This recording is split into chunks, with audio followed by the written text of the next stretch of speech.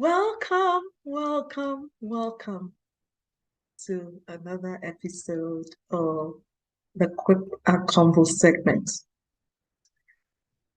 I am thoroughly blessed to have my next guest.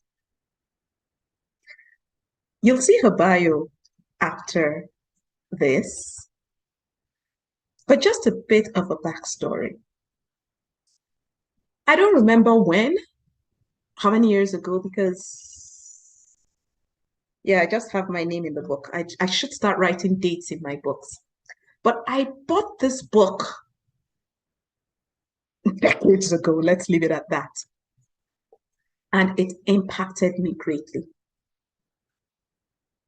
Only to be, I don't even know how this happened. But I just decided, why don't you look her up and see if she'd be your guest? And guess what? She said yes. Well, join us in the Quip Corner so I don't take away all the excitement. See you in a bit.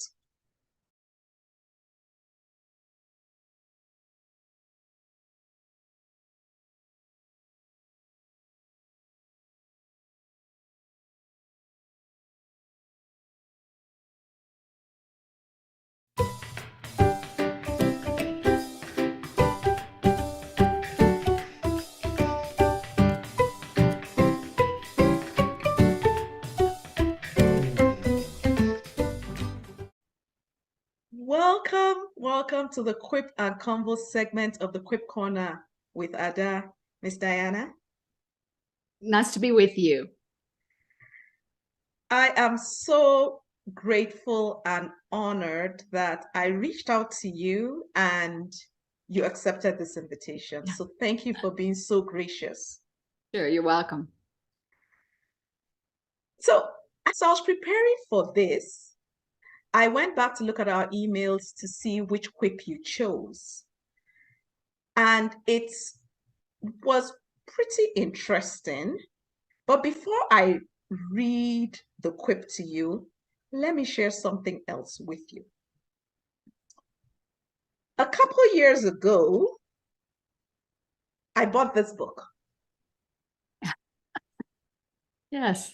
Good. Thank you. You and my mom both.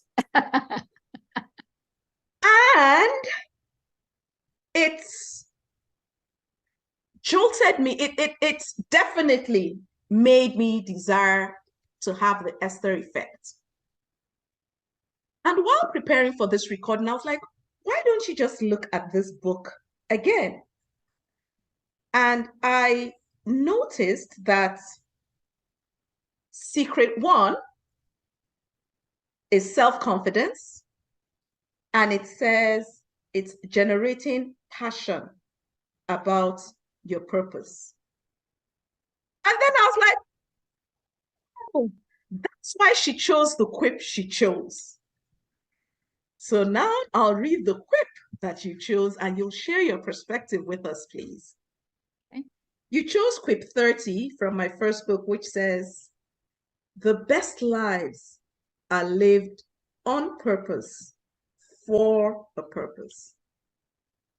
Please tell us more. That's true. I think most people, when they don't know where they're going, they just arrive at a totally different destination at the end of their life. And then they're looking back thinking, what happened? Why didn't I accomplish what I wanted to accomplish? Why did I not feel satisfied? Why do I not feel in the center of God's will? All of those things. And so I guess that quip that I read of yours reminds me of finding my purpose and what joy I found in that. And my calling is writing books. I've written 50 books. And so that's my calling. But I didn't know what that was from the very beginning. And I know a lot of people think that all of a sudden it's like a lightning bolt or you just immediately know. And I did have a sense every time I would go to a church camp or a youth camp, I would have this sense of heaviness, like God is calling you to do something. God is calling you to do something. Yeah. But I didn't know what it was. So I didn't tell anybody. I didn't say anything about it. Finally, when I was in age 16, the feeling was just so strong. I thought, I've got to tell somebody. So I went down to the front yard. Before I pop. Yeah. And I told my pastor that I felt God was calling me for something special, but I didn't know what it was.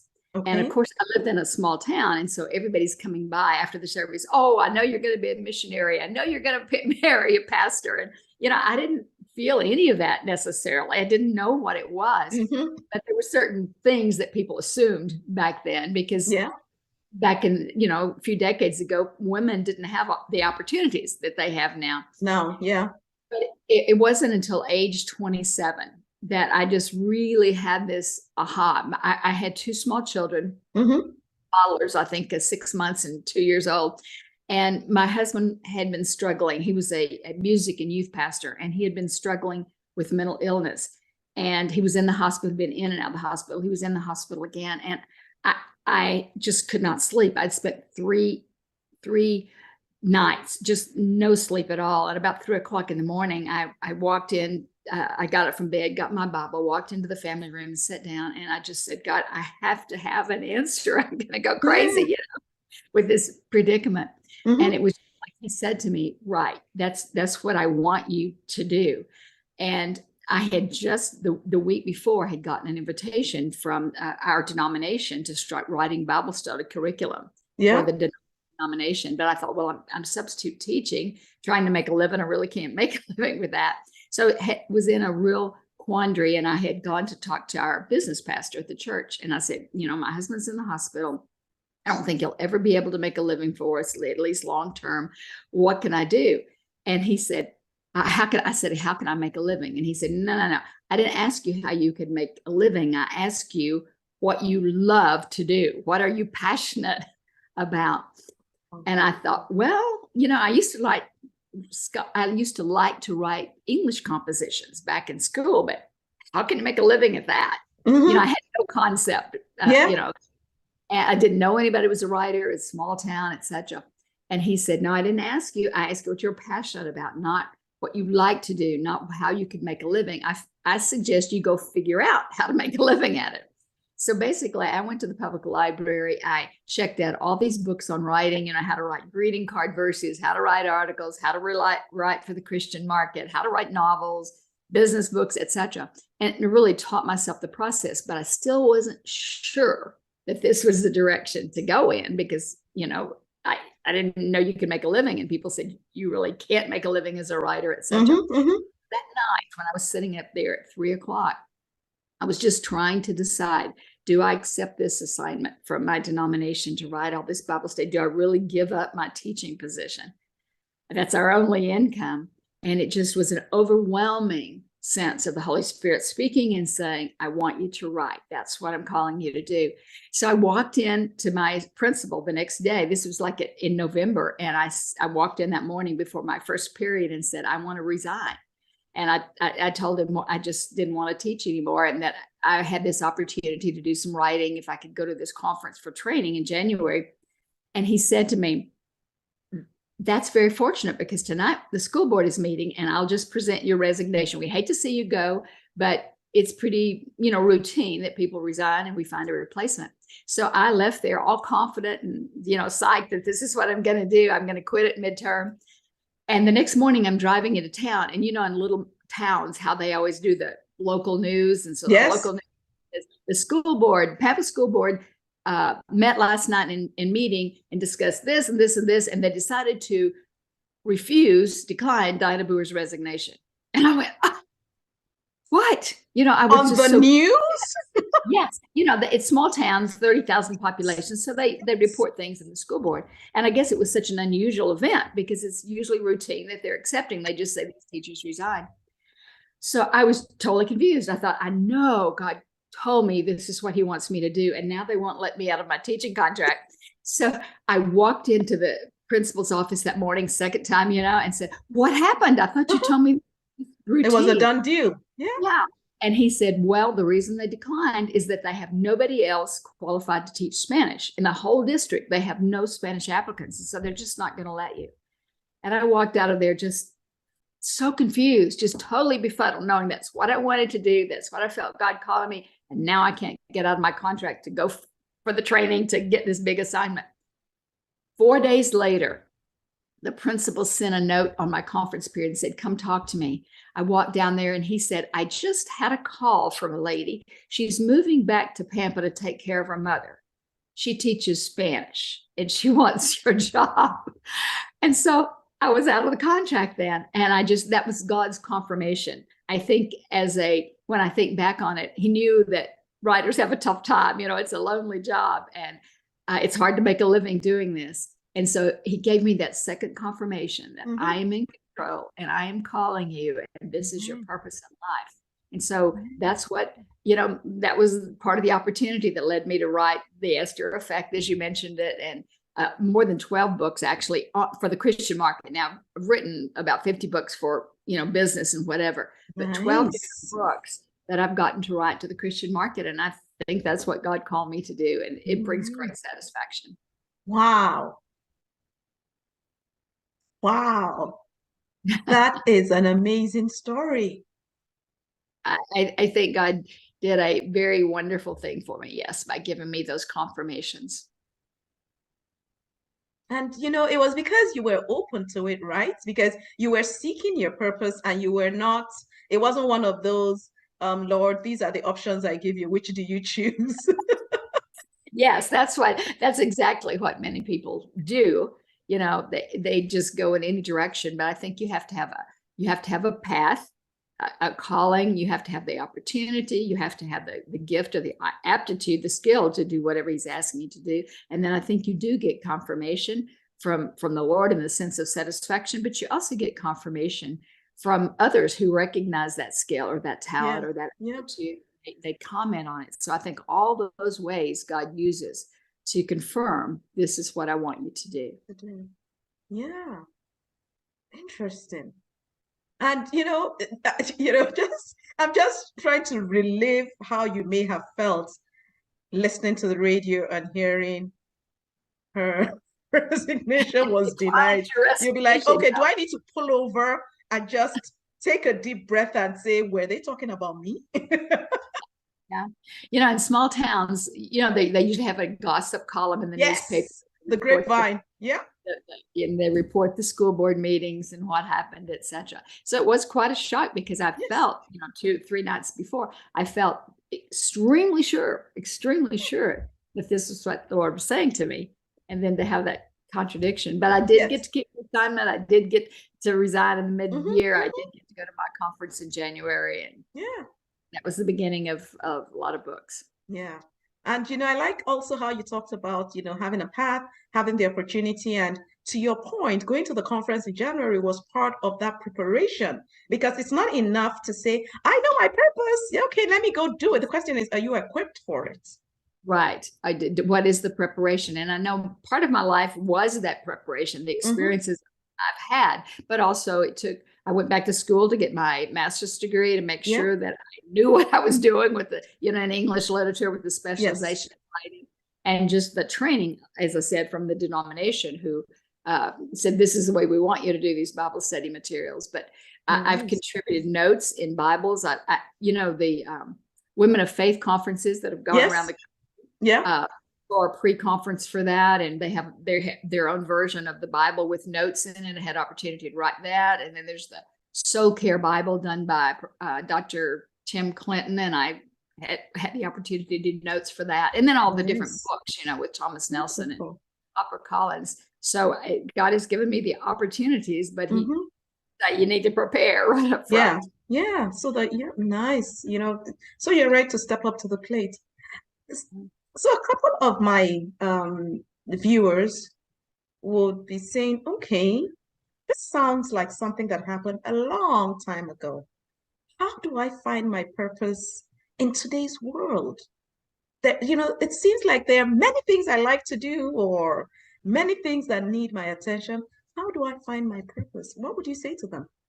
I think that the purpose for your life does not have to stay the same your entire life. Mine did. It's writing, and I've been writing 4 decades now of books.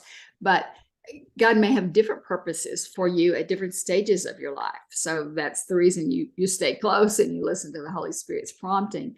But I think those when you're testing, is this the direction I should go? Should I change jobs here? I think you look at those, what I've called in the book, your signature life. I wrote about how do you know how to find your calling. And I talked about the 6 P's. And let me see if I can remember those now. I don't have a book in front of me, but it was, is there a path? Okay. And does there seem to be a plan? Mm-hmm. And do you have the, let me see what's, I think I mentioned some of those. I'd have to pull up my book to remember. So forget the 6 That's fine. P's, okay? That's okay. We'll forget those 6 P's, but there were 6 things. I meant there is there's a passion for it. There's a path. There's a plan. There's an opportunity. Mm-hmm. Others comment on it, so they see that and praise. I think that's what I call that. When others praise you for that skill or that attitude, that help or that results, and then you have a final result. But you know, what is the payoff for that? Nice. So those are the P's. I'm glad they finally came to mind here. Nice, nice. Ooh, okay. I really like the fact, you know, you mentioned that your purpose doesn't necessarily stay the same. Because I think that's where people get stuck. Right. We have different stages right now. One of my purposes is, I wouldn't say it's my primary right now, but maybe close to that, is taking care of my older parents. They need help. They're nearby, and that takes a lot of time. You know, you're taking them to the doctor, doing medications, you know, a lot of things. And so my purpose now is my purpose for writing. And I still write for Forbes and do blogs, even though this year I'm not doing a book because I am spending so much time caring. So moms have that same thing. They may have a purpose. Ultimately, later they're going to be in the workforce, but maybe they say, I'm going to take these 7 or 8 years off to raise my younger children. That's my purpose. I'm building their character right now. So they're all things that the Holy Spirit may lead you to do and realize at different pivot points. True. Wow. Wow. Thank you so much, Ms Dianna, for, you know, joining me, sharing your perspective, sharing your personal story. I really, really appreciate it. Thank you. It was great to be with you. Thanks. God bless you. Just before we get started, I want to be sure I pronounce your name correctly. Is it Dianna? Dianna. Dianna. Okay, because I wasn't sure. Dianna. Yeah, Princess Dianna. Okay, excellent. Dianna, and the last name is Booher. The H is just silent. Like she's not a talker, she's a doer. Okay, so that helps people remember. I like that. Yes, I find that it's helpful. You know, if you can find sound alikes for people, it sticks. You know, like I always say to people, my name is Ada, as in adaptable. Oh, okay. That's a good way. Yes. Yeah, because people are very quick to say Ada, and I'm like, no, no, no, no, no. My name means first daughter only when it's pronounced correctly. I see. Yes. I was truly honored and humbled that Ms. Dianna accepted my invitation. Too many times we think of people as outside our reach. If there's anything I have learned from doing these videos, is the scriptures cannot be broken. When you ask in faith, you will receive. That's not to say that everybody that's not in my usual circle that I reach out to and, you know, ask to be a guest on my show says yes. But I sure have gotten more yeses than I initially expected. Well, Ms. Dianna shared a lot of nuggets, and I pray you take them to heart as you seek, find, and walk in your purpose. God bless you. Dianna.